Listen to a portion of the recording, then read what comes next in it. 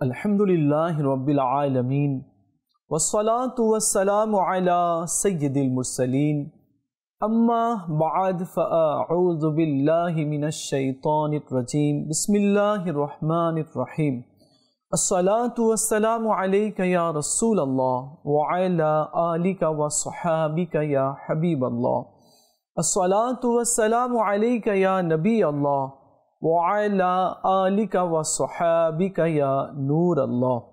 প্রিয় মদনী চ্যানেলের দর্শকবৃন্দ, আপনারা দেখছেন অনুষ্ঠান প্রিয় নবী সাল্লাল্লাহু আলাইহি ওয়াসাল্লামের শাহজাদিগণ। এই অনুষ্ঠানে আমরা রাসূল আরবি সাল্লাল্লাহু আলাইহি ওয়াসাল্লামের শাহজাদি গণের জীবনী এবং তাদের তাকওয়া পরহেজগারি আর কারামত নিয়ে আমরা আলোচনা করে থাকি। আজকেও আমরা খাতুনে জান্নাত ফাতেমাতুজ জাহরা তৈয়বা তাহেরা রাদিয়াল্লাহু তাআলা আনহার শান এবং তার তাকওয়া পরহেজগারি এ সম্পর্কে আজকে আমরা এই অনুষ্ঠানে জানার চেষ্টা করব। আশা করছি শেষ পর্যন্ত আমাদের সাথেই থাকবেন। চলুন আগে আমরা দুরূদ শরীফের একটি ফজিলত শ্রবণ করি। রাসূল করিম সাল্লাল্লাহু আলাইহি ওয়াসাল্লাম ইরশাদ করেছেন যে যে ব্যক্তি আমার উপরে প্রতিদিন 1000 বার দুরূদ শরীফ পাঠ করবে তো সে দুনিয়া থেকে বিদায় নেবে না ওই সময় পর্যন্ত যতক্ষণ না দুনিয়াতে থেকে বেহেশতে তার জায়গা না দেখে নেয়। আসুন আমরা নিয়ত করি এখন থেকে আমরা অধিক হারে দুরূদ শরীফ পাঠ করব। সাল্লু আলাল হাবিব সাল্লাল্লাহু তাআলা আলা মুহাম্মদ সাল্লাল্লাহু আলাইহি ওয়াসাল্লাম। প্রিয় ইসলামী ভাইরা, দেখুন আহলে বায়ত এর শান অনেক ঊর্ধ্বে রয়েছে। আহলে বায়তের প্রত্যেক সদস্যের এক একটি গুণ, এক একটি মহত্ব রয়েছে। আর আল্লাহ রাব্বুল আলামিন পবিত্র কোরআনের মধ্যে আহলে বায়তের প্রশংসা করেছে। তাদের পবিত্রতা সম্পর্কে আল্লাহ নিজেই আলোচনা করেছে। যারা আহলে বায়তকে ভালোবাসবে আল্লাহ তাকে ভালোবাসবে, আর যারা আহলে বায়তের দুশমন হবে সে আল্লাহর দুশমন হবে। আহলে বায়তের ভালোবাসায় যে নিজের জীবন অতিবাহিত করবে আল্লাহ তাআলা তাকে নিজের ওয়ালিদের অন্তর্ভুক্ত করবে, আর আল্লাহ তাআলা দুনিয়া এবং আখিরাতে তাকে মর্যাদা দান করবে যে আহলে বায়তকে ভালোবাসবে। দেখুন খাতুনে জান্নাত ফাতেমাতুজ জাহরা রাদিয়াল্লাহু তাআলা আনহা, ইনারও শান অনেক ঊর্ধ্বে রয়েছে। আমার নবী সাল্লাল্লাহু আলাইহি ওয়াসাল্লাম বলেছেন, আমার মেয়ে ফাতেমা জান্নাতি হুরদের মধ্যে থেকে একটি হুর রয়েছে। আর খাতুনে জান্নাত রাদিয়াল্লাহু তাআলা আনহার দেহ মোবারক থেকে জান্নাতের সুগন্ধ বের হয়। সুবহানাল্লাহ। আর আমার নবী সাল্লাল্লাহু আলাইহি ওয়াসাল্লাম বলেছেন, আমি সেই সুগন্ধি অনুভব করে থাকি। খাতুনে জান্নাত রাদিয়াল্লাহু তাআলা না ছোট্ট থেকেই অনেক ধৈর্যশীল, শুকরগুজার, আল্লাহর উপর ভরসাকারী, গম্ভীর এবং আনুগত্যশীলা ছিলেন। সুবহানাল্লাহ। আর তাকওয়া পরহেজগারি ইবাদতের মধ্যে তো তিনি এগিয়ে ছিলেন। তিনি রাদিয়াল্লাহু তাআলা আনহা নবী করিম সাল্লাল্লাহু আলাইহি ওয়াসাল্লামের প্রতি ভালোবাসা, মমতা ও খেদমতের হক পরিপূর্ণভাবে আদায় করেছেন। রাসূল করিম সাল্লাল্লাহু আলাইহি ওয়াসাল্লামের সামান্যতম কষ্ট খাতুনে জান্নাত রাদিয়াল্লাহু তাআলা না সহ্য করতে পারতেন না। একদিন এক অমুসলিম নবী করিম সাল্লাল্লাহু আলাইহি ওয়াসাল্লামের মাথাতে ধুলাবালি নিক্ষেপ করে দিল। নবী সাল্লাল্লাহু আলাইহি ওয়াসাল্লাম কোনো উত্তর দিলেন না। মাথা নত করে খাতুনে জান্নাত রাদিয়াল্লাহু তাআলা আনহার হুজরাতে আসলেন, অর্থাৎ ঘরে আসলেন। খাতুনে জান্নাত রাদিয়াল্লাহু তাআলা আনহা দেখলেন তো কাঁদতে লাগলেন, এ কি, আমার বাবার কে এমন অবস্থা করেছে। তাড়াতাড়ি পানি আনলেন আর নিজের বাবা রাসূল আরবি সাল্লাল্লাহু আলাইহি ওয়াসাল্লামের মাথা মোবারক ধুয়ে দিলেন। নবী করিম সাল্লাল্লাহু আলাইহি ওয়াসাল্লাম ইরশাদ করলেন, হে আমার মেয়ে, কান্না করো না, আল্লাহ তোমার বাবাকে রক্ষা করবে। সুবহানাল্লাহ। দেখুন মেয়ে হলে এমন হতে হবে, এই বাবার কষ্ট মানে মেয়ের কষ্ট। খাতুনে জান্নাত রাদিয়াল্লাহু তাআলা আনহা নিজের বাবা রাসূল আরবি সাল্লাল্লাহু আলাইহি ওয়াসাল্লামের কষ্টকে অনুভব করতেন।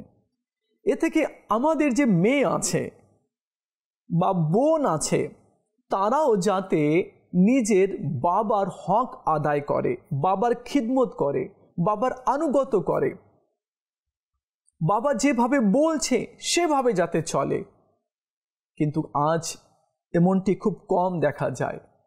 মেয়েরা বাবার কথা শোনে না, বাবার আনুগত্য করে না, বাবার খিদমত করে না। বাবা বলে এক দিক দিয়ে চলো, মেয়ে অন্য রাস্তা দিয়ে চলে। তাহলে সে কখনো কল্যাণের মুখ দেখবে না। কেননা যার উপরে তার মা বাবা সন্তুষ্ট, আল্লাহ তার উপরে সন্তুষ্ট। আর যে সন্তানের উপরে মা বাবা অসন্তুষ্ট, আল্লাহ তার উপরে অসন্তুষ্ট। সে কখনো কামিয়াব হবে না। যারা মা বাবাকে কষ্ট দিবে তো তারা কখনো সাকসেস হবে না। যারা কষ্ট দিল মা বাবাকে, তারা দুঃখ, বেদনা, লাঞ্ছনা, অপমান নিয়ে নিল। অর্থাৎ সে অপমানিত হবেই হবে, সে লজ্জিত হবেই হবে, দুঃখ কষ্ট তার কাছে আসবেই আসবে যে মা বাবার কথা শুনবে না এবং মা বাবাকে কষ্ট দিবে। খাতুনে জান্নাত রাদিয়াল্লাহু তাআলা আনহা কেমন ছিলেন? বাবার খিদমত করতেন। একবার দুর্ভিক্ষ দেখা দিল। খাতুনে জান্নাত রাদিয়াল্লাহু তাআলা আনহার নিজের বাবার কথা মনে পড়ল কি আমার বাবা কি খেয়েছে। তাড়াতাড়ি 2টি রুটি আর একটু মাংস পাঠিয়ে দিলেন। আমার নবী সাল্লাল্লাহু তাআলা আলাইহি ওয়া আলিহি ওয়াসাল্লাম জিজ্ঞেস করলেন, এই খাবার আমার জন্য কে পাঠিয়েছে? তো বলা হলো, আপনার মেয়ে শাহজাদিয়ে কওনেন খাতুনে জান্নাত ফাতেমাতুজ জাহরা রাদিয়াল্লাহু তাআলা আনহা আপনার কাছে পাঠিয়েছেন। আপনি কি খেয়েছেন, কি খান নেই, উনি চিন্তিত রয়েছেন, তাই আপনার কাছে পাঠিয়েছেন। রাসূল আরবি সাল্লাল্লাহু আলাইহি ওয়াসাল্লাম সেই খাবার নিয়ে গেলেন। খাতুনে জান্নাত রাদিয়াল্লাহু তাআলা আনহা দেখে দাঁড়িয়ে গেলেন, বলে, বাবা আমি পাঠিয়েছি, তুমি খাও। তখন আল্লাহ নবী সাল্লাল্লাহু আলাইহি ওয়াসাল্লাম সেই খাবারের মধ্যে হাত বুলিয়ে দিলেন, বরকতের জন্য দোয়া করলেন আর বললেন, সবাইকে জমা করো আর এই খাবার যাতে সবাই খায়। সবাই খেলো, কিন্তু সেখান থেকে কম হলো না। তো এই ঘটনা থেকেও আমাদেরকে শিক্ষা অর্জন করতে হবে যে বাবা খেয়েছে কিনা, বাবা ঘুমিয়েছে কিনা, বাবা কেমন কাপড় পরেছে, বাবার শরীর তো খারাপ নেই। তো মেয়ে ছেলে উভয়ের এটা কর্তব্য যে বাবার দেখাশোনা করা। আমরা মুসলমান, ইবনে মুসলমান, আমরা মুসলমানের সন্তান মুসলমান। আর আমাদের আইডিয়াল হচ্ছে আহলে বাইত, আমাদের আইডিয়াল হচ্ছে আমাদের নবী সাল্লাল্লাহু আলাইহি ওয়াসাল্লাম, আমাদের আইডিয়াল হচ্ছে সাহাবা কেরাম এবং আউলিয়া কেরামগণ।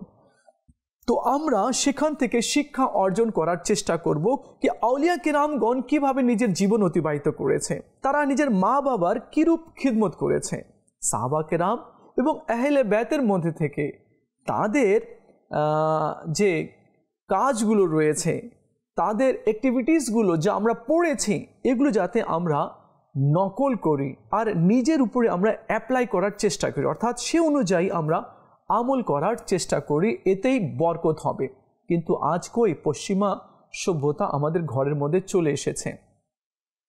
বাবা অসুস্থ হয় বারবার বা বৃদ্ধ হয়ে গিয়েছে, আজকাল কিছু লোক এমনও রয়েছে তারা কি করে, মা বাবাকে তুলে ওল্ড হাউসে রেখে দেয়, বৃদ্ধাশ্রমে রেখে দেয় আর বলে আমি তো আসবো না, আমি প্রত্যেক সপ্তাহে আসবো।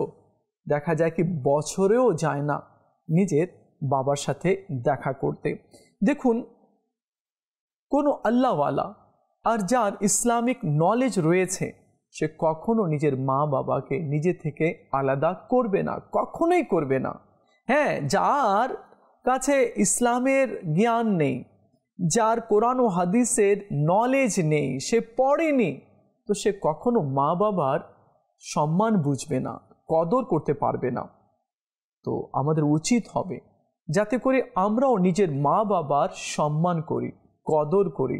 কেননা তারা চলে যাবে, তারা আজীবন থাকবে না, তারা চলে যাবে।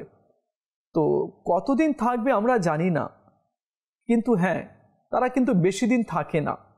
আজ যার মা নেই, যার বাবা নেই, সে বুঝে। তারা বলে, কাশ হায় যদি আমার মা থাকতো বা আমার বাবা থাকতো, তাহলে তো আমি তাদের কোনো কষ্ট হতে দিতাম না। আজ আমার কাছে অনেক টাকা আছে, মাকে আমি আগলে রাখতাম, তাকে প্লেনে নিয়ে যেতাম, ঘুরাতাম তাকে। কিন্তু আজ সে কি করছে, আফসোস করছে। তো যখন মা বাবা চলে যাবে না, তখন আফসোস করে কোনো লাভ হবে না। আজ যার বাড়িতে মা বাবা আছে, তো সে যাতে নিজের মা বাবার খিদমত করে নেয়। দেখুন, খাতুনে জান্নাত রাদিয়াল্লাহু তাআলা আনহা নিজের বাবা রাসূল আরবি সাল্লাল্লাহু আলাইহি ওয়াসাল্লামকে অনেক ভালোবাসতেন।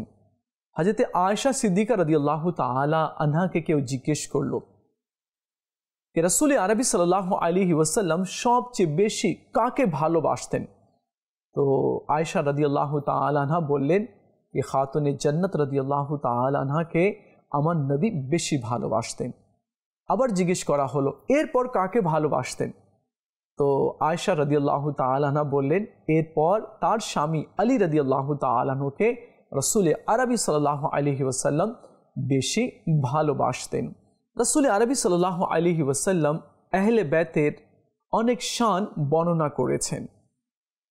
বাস্তবে কি আহলে বাইতের অনেক শান, মান, মর্যাদা রয়েছে। দেখুন, রসুল আরবি সাল্লাল্লাহু আলাইহি ওয়াসাল্লাম যখন ইসলাম প্রচার করছিলেন, সে সময় যারা মুশরিক ছিল, অমুসলিম ছিল, তারা কীরূপ কষ্ট দিয়েছে, আর সে সময় খাতুনে জান্নাত রাদিয়াল্লাহু তাআলা আনহার কি ভূমিকা ছিল। একদিন হুজুর সাল্লাল্লাহু আলাইহি ওয়াসাল্লাম মক্কা মুকাররমার নিকটে নামাজ পড়ছিলেন, আর কুরাইশের কাফিরেরা এক জায়গায় বসেছিল। তাদের মধ্যে একজন বলল, তোমরা কি দেখছো, এখন তোমাদের মধ্যে কে আছো যে অমুক গোত্রের জবে করা উটনির বাচ্চাদানি এনে দিবে, যাতে সে যখন সিজদায় যাবে তখন তার কাঁধের উপর রেখে দেওয়া যায়। এ কথা শোনার পর অভাগা উকবা ইবনে আবি মুঈত উঠে গেল এবং সেই বাচ্চাদানি, মানে যে থলে ছিল ময়লা আবর্জনা নোংরা, সেগুলো তুলে সে রসুল আরবি সাল্লাল্লাহু আলাইহি ওয়াসাল্লামের দুই কাঁধের মাঝখানে রেখে দিল। আর রেখে দেওয়ার পরে কুরাইশের বড় বড় অমুসলিম কাফিরেরা এই দৃশ্য দেখে হাসি ঠাট্টা করতে লাগলো, আর এত হাসতে লাগলো কি একের অপরের উপরে তারা পড়তে লাগলো। এমন সময় খাতুনে জান্নাত রাদিয়াল্লাহু তাআলা আনহা, এখনো ছোট্ট 8 বছর বয়স তার, সে যখন এই দৃশ্য দেখলো, দৌড় দিয়ে আসলো, আর সেই ময়লা আবর্জনা উটনির বাচ্চাদানি যেটা ছিল, যেখানে উটনির বাচ্চা থাকে পেটে, সেই ময়লাগুলো খাতুনে জান্নাত রাদিয়াল্লাহু তাআলা আনহা উঠে সরিয়ে দিলেন। এরপর আল্লাহ নবী সাল্লাল্লাহু আলাইহি ওয়াসাল্লাম নিজের মাথা মোবারক তুললেন।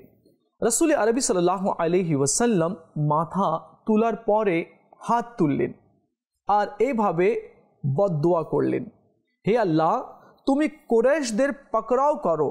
হে আল্লাহ, তুমি আবু জেহেল ইবনে হিশাম, উতবা ইবনে রবিয়া, শাইবা ইবনে রবিয়া, ওয়ালিদ ইবনে উতবা, উমাইয়া ইবনে খলফ এবং উকবা ইবনে আবি মুঈতকে পাকড়াও করো। এই হাদিস এর রাবি হযরতে সৈয়দনা আব্দুল্লাহ ইবনে মাসউদ রাদিয়াল্লাহু তাআলা আনহু বলেন যে বদরের দিনে আমি সেখানে ছিলাম, আমি এদের সবাইকে সেখানে নিহত অবস্থায়, বদরের পাশে যে কুয়া ছিল সেখানে উল্টো অবস্থায় তাদেরকে পচতে গলতে সরতে আমি দেখেছি। তো আল্লাহ নবী সাল্লাল্লাহু আলাইহি ওয়াসাল্লাম যার জন্য বদদুয়া করে দিলেন, তো তারা ধ্বংস হবেই হবে। এখানে রসুল আরবি সাল্লাল্লাহু তাআলা আলাইহি ওয়াসাল্লাম নামাজ পড়ছিলেন, আর কাফিরেরা অমুসলিমেরা কীরূপ আমার নবী সাল্লাল্লাহু আলাইহি সাল্লামকে অপমান করলো এবং অত্যাচার করলো, অন্যায় করলো। কে উটের উজড়ি, যেখানে উটের পেটে বাচ্চা থাকে ময়লা, তো এগুলো তুলে চর্বিযুক্ত আমার নবী সাল্লাল্লাহু আলাইহি সাল্লামের দেহে রেখে দিল। আমার নবী সাল্লাল্লাহু আলাইহি ওয়াসাল্লাম সিজদাতেই ছিলেন। তো আমার নবী বলেছেন কি সকল নবীদের মধ্যে সবচেয়ে বেশি আমাকে কষ্ট দেওয়া হয়েছে, আমার উপরে অত্যাচার হয়েছে। খাতুনে জান্নাত রাদিয়াল্লাহু তাআলা আনহা নিজের বাবাকে কত ভালোবাসতেন, কি যখন শোর গুলের আওয়াজ শুনলেন তো দৌড় দিয়ে আসলেন আর নিজের বাবার কাঁধ থেকে ওই ময়লা আবর্জনাগুলো সরিয়ে দিলেন। আর তিনি তাদেরকে ভ্রুক্ষেপ করে বলছিলেন, তোমাদের লজ্জা হচ্ছে না, এখনো ছোট্ট, আর বলছে তোমাদের লজ্জা হচ্ছে না কি এক নবীর উপরে তোমরা এরূপ আচরণ করছো আর এরূপ অত্যাচার করছো। আল্লাহু আকবার। খাতুনে জান্নাত রাদিয়াল্লাহু তাআলা আনহার আমি একটি ফজিলত আপনাদেরকে বলতে চাচ্ছি। দেখুন, আল্লাহ তাআলা ওলি আল্লাহর শান পবিত্র কোরআনের মধ্যে বর্ণনা করেছেন। আসিফ বিন বারখায়া রাদিয়াল্লাহু তাআলা আনহুর আলোচনা করেছেন তার কারামত সম্পর্কে, বিলকিসের সিংহাসন নিয়ে এসেছেন। দ্বিতীয় হচ্ছে হযরত সাইয়েদনা ঈসা আলাইহিস সালাম এর উম্মতের মধ্যে কিছু ওলি ছিলেন, তো তাদেরকেও আল্লাহ তাআলা কারামত দিয়ে ধন্য করেছিলেন। তারাও মুর্দাকে জীবিত করে দিত, কুষ্ঠরোগীকে ভালো করত, আর যার চোখ ছিল না, অন্ধ ব্লাইন্ড, তাদেরকেও চোখ দিয়ে দিত। নবী না, ঈসা আলাইহিস সালামের উম্মতি। তো আল্লাহ তাআলা আউলিয়া কিরামকে অনেক মর্যাদা এবং সম্মান দান করেছেন।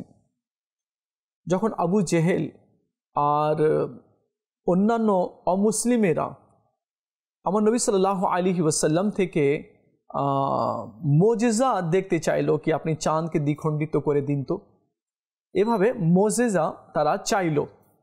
তো এই কথা যখন খাতুনে জান্নাত রাদিয়াল্লাহু তাআলা আনহা শুনলেন তো বললেন কি এরা কেমন রসুল আরবি সাল্লাল্লাহু আলাইহি ওয়াসাল্লাম কে নবী রসুল মেনে নিচ্ছে না, আর তারা অস্বীকার করছে, আর এমনও করছে কি তার কাছ থেকে মোজেজা দেখতে চাচ্ছে, চাঁদ দ্বিখণ্ডিত হয়ে যাক এই মোজেজা দেখতে চাচ্ছে। এরা কি রসুল আরবি সাল্লাল্লাহু আলাইহি ওয়াসাল্লাম সম্পর্কে জানে না? তো ওই সময় হযরতে খাদিজা রাদিয়াল্লাহু তাআলা আনহার গর্বে খাতুনে জান্নাত রাদিয়াল্লাহু তাআলা আনহা ছিলেন। তো পেট থেকেই খাতুনে জান্নাত রাদিয়াল্লাহু তাআলা আনহা বললেন, হে আমার মা, আপনি চিন্তিত হবেন না, আল্লাহ আমার বাবাকে নিরাশ করবে না, আমার বাবার সাথে আল্লাহ রয়েছে। সুবহানাল্লাহ। তো আমার নবী সাল্লাল্লাহু আলাইহি ওয়াসাল্লাম চাঁদকে দ্বিখণ্ডিত করলেন। তো পেট থেকেই এই দৃশ্য দেখা, আর পেট থেকেই কথা শোনা, আর পেট থেকেই কথার উত্তর দেওয়া, এই শান ছিল খাতুনে জান্নাত রাদিয়াল্লাহু তাআলা আনহার। সুবহানাল্লাহ। তো প্রিয় ইসলামী ভাইরা আর মদিনী চ্যানেলের দর্শকবৃন্দ, খাতুনে জান্নাত রাদিয়াল্লাহু তাআলা আনহা অনেক পরহেজগার, ইবাদত, বন্দগি এবং তাকওয়া পরহেজগারির মধ্যে সবচেয়ে বেশি এগিয়ে ছিলেন। নামাজ পড়তেন, এট এ টাইম 3টা কাজ করতেন। হাত দিয়ে রুটি বানাতেন, হাসান হুসাইনের দোলনা দোলাতেন, পায়ে রশি বেঁধে এভাবে দোলনা দোলাতেন, হাত দিয়ে রুটি বানাতেন, আর মুখ দিয়ে আল্লাহ পাকের কালাম তেলাওয়াত করতেন।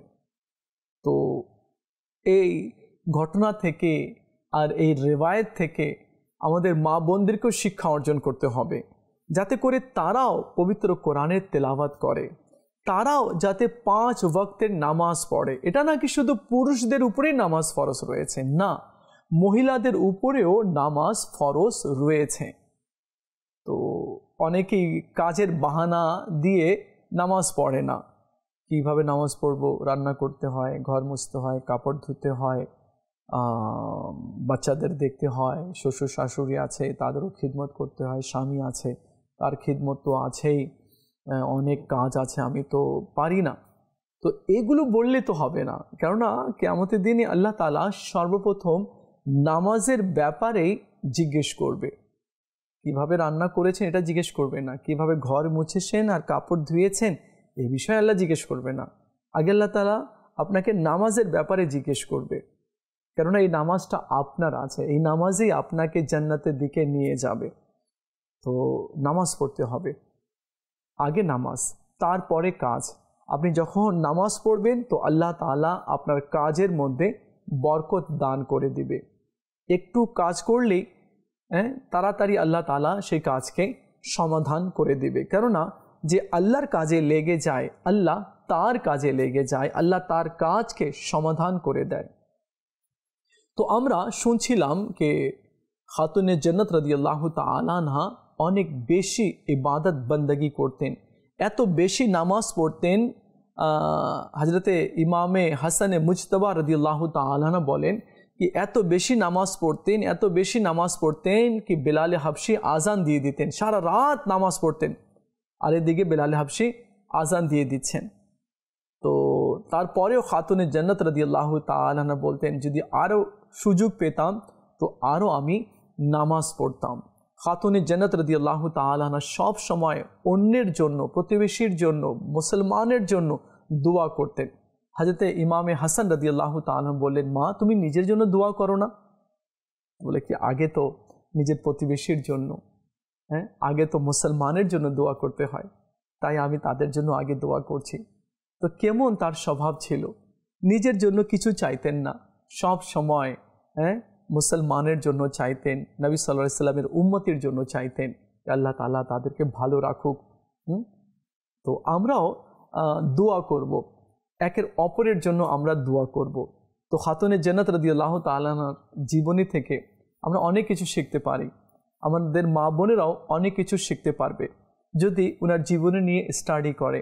আর এই যে প্রোগ্রাম চলছে এখানেও খাতুনে জান্নাত রাদিয়াল্লাহু তাআলা আনহার আলোচনা হচ্ছে, যদি আমরা এই কথাগুলো মন দিয়ে শুনি তাহলে অনেক কিছু আমরা শিখতে পারবো এবং আমাদের আমলের মধ্যেও বাড়তি চলে আসবে।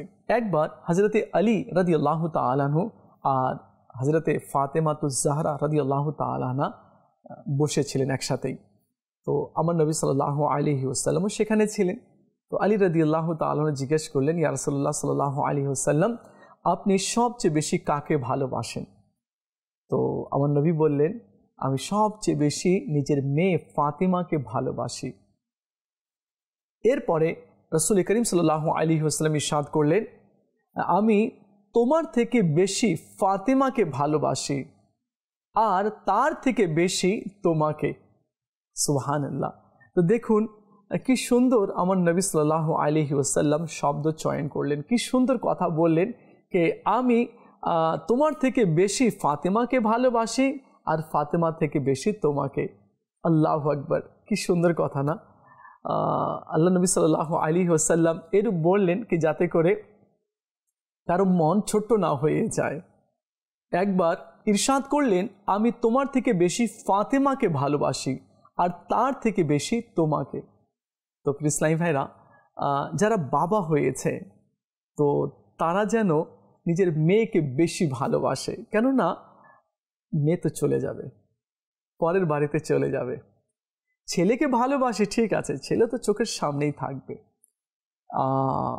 বড় হয়ে গেল চোখের সামনে থাকবে, ছেলের বিয়ে হয়ে গেলেও চোখের সামনে থাকবে, কিন্তু এই যে মেয়ে আছে না, এ থাকবে না, এ পরের বাড়িতে চলে যাবে। তো এটাই, মেয়েকে বেশি ভালোবাসতে হবে, তার বেশি দেখাশোনা করতে হবে, সে যা চায় সেটা এনে দিতে হবে, মানে যেটা জায়েজ জিনিসগুলো সেগুলো এনে দিতে হবে, তার পরিপূর্ণভাবে হক আদায় করতে হবে। আচ্ছা, এখানে আরেকটি কথা আছে, কথা হচ্ছে অনেক ছেলে আছে যখন মেয়েকে বাবা বেশি ভালোবাসে তো ছেলে একটু হিংসা করে, মেয়েকেই শুধু বেশি ভালোবাসে, তার জন্যই সব কিছু নিয়ে আসে, আমি ছেলে না, আমাকে এনে দিবে না, এসেই বলে। তো এমনটি করা ঠিক নয়, কারণ মেয়ে আজ আছে, তোমার বোন আজকে আছে বাড়িতে, কাল থাকবে না, সে চলে যাবে নিজের শ্বশুর বাড়িতে, তুমিই থাকবে, আর এগুলো সব তোমারই রয়েছে। তো তুমিও খিদমত করো না নিজের বোনের, নিজের বোনের ইচ্ছাগুলো পূরণ করো, সে কি চায়। তো এটাও ভাইয়ের কর্তব্য রয়েছে।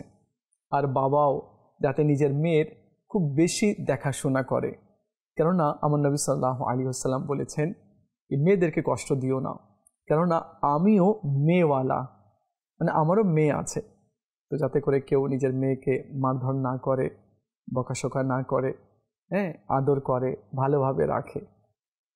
হ্যাঁ, যেখানে বড় যখন হয়ে যাবে, যখন শাসন করার দরকার আছে তখন তো শাসন করতেই হবে, কিন্তু অনেক সময় দেখা যায় ছোট বাচ্চা আছে, ছোট মেয়ে আছে, বাবা বকা দেয়, মাও বকা দেয়, এমন করা কোনো ঠিক নয়।